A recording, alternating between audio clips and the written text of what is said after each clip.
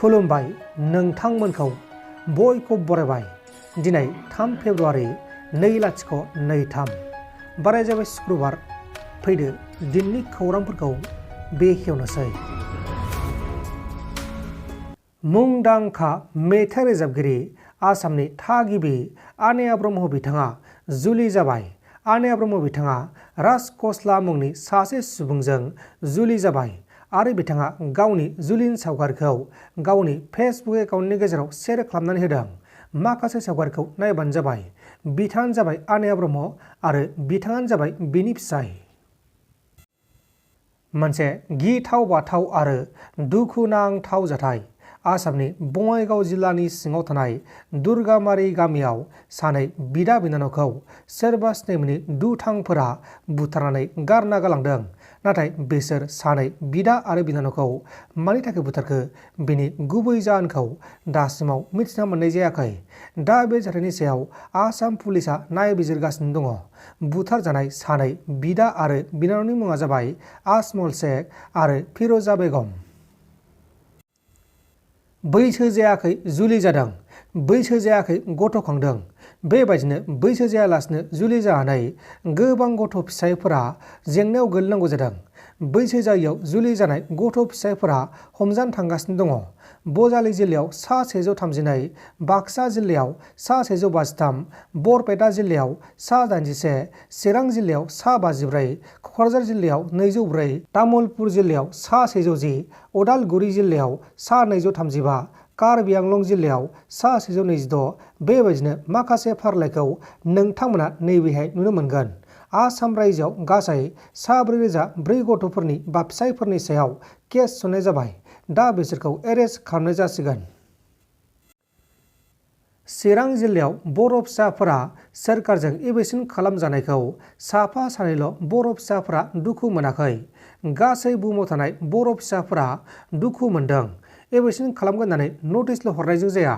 बेनि सिगां बिथांमोननाव हा दंना गैया, बबेयाव थागोन, माबोरै थागोन बेखौ साननांगौ होननानै अनजाल दैमारि बिथाङा बुंदों। लोगोसे बर' हारिनि थासारिया मोजां नङा, खैफोद गोनां थासारि होननानैबो बिथाङा रोखा बुंथिदों।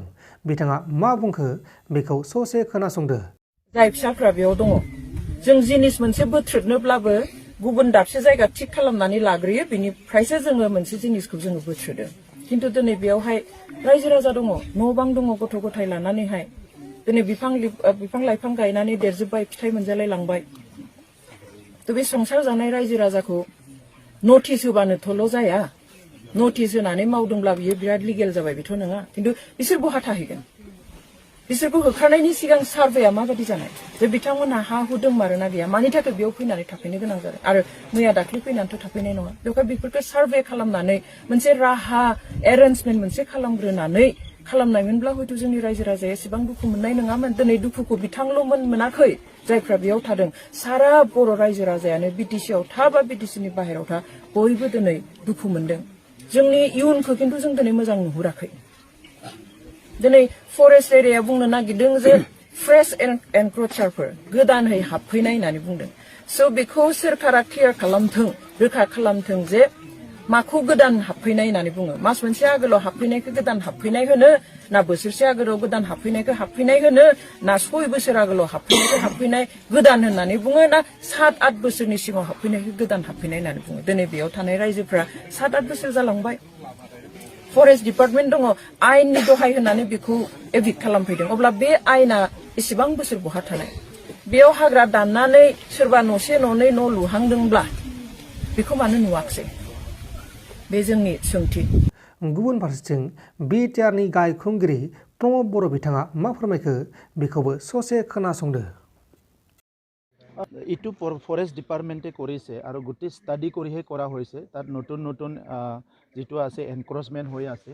চ' সেই এনক্ৰচমেণ্টবিলাক ফৰেষ্ট ডিপাৰ্টমেণ্টৰ পৰা সিদিনা ষ্টেটমেণ্ট দিয়া মই দেখিবলৈ পাইছোঁ। গতিকে য'ত নতুন নতুন এনক্ৰচমেণ্ট হৈছে সেই জেগাবিলাক কৰা হৈছে আৰু ইতিমধ্যে বডোলেণ্ডত আইডেণ্টিফাই কৰা হৈছে যি এৰিয়াত এনক্ৰচমেণ্ট হৈছে ইয়াৰ গোটেই ডাটাটো ওলোৱা হৈছে। তো আমি আশা ৰাখিছোঁ যে মানুহবিলাকে নতুনকৈ দখল যাতে নকৰে, কাৰণ এনভাইৰনমেণ্ট আৰু বায়'ডাইভাৰ্চিটিটো আমি কেতিয়াও কম্প্ৰমাইজ কৰিব নালাগে। এতিয়া গ্ল'বেল ৱাৰ্মিঙৰ এটা কথা চবে জানে আৰু ইতিমধ্যে আমাৰ প্ৰধানমন্ত্ৰী ডাঙৰীয়াও ইতিমধ্যে ঘোষণা কৰিছে যে জলবায়ুটো আমি যেনেকৈ মেইনটেইন কৰিব লাগিব আৰু ইয়াৰ কাৰণে আমি কাৰ্বন ফ্ৰী কৰাৰ কাৰণে বহুত কাম কৰিব লাগিব তো সেইকাৰণে কিছুমান কাম আমি কৰিব লাগিব কিন্তু not at the cost of humanitarian মানে যিটো আছে ইছ্যু তো সেইকাৰণে ডিপাৰ্টমেণ্টক মই কৈছোঁ যে ইয়াত যাতে ক'তো মানে হিউমেনিটেৰিয়ান ক্ৰাইচিছ হ'ব নোৱাৰে এইটো এড্ৰেছ কৰিবলৈ কোৱা হৈছে नोंथांमोन दासिमनि माखासे खौरांफोरा बेखिनिनोमोन बेखिनिसिम नायनायनि थाखाय नोंथांमोननिसिम रोजा रोजा साबायखर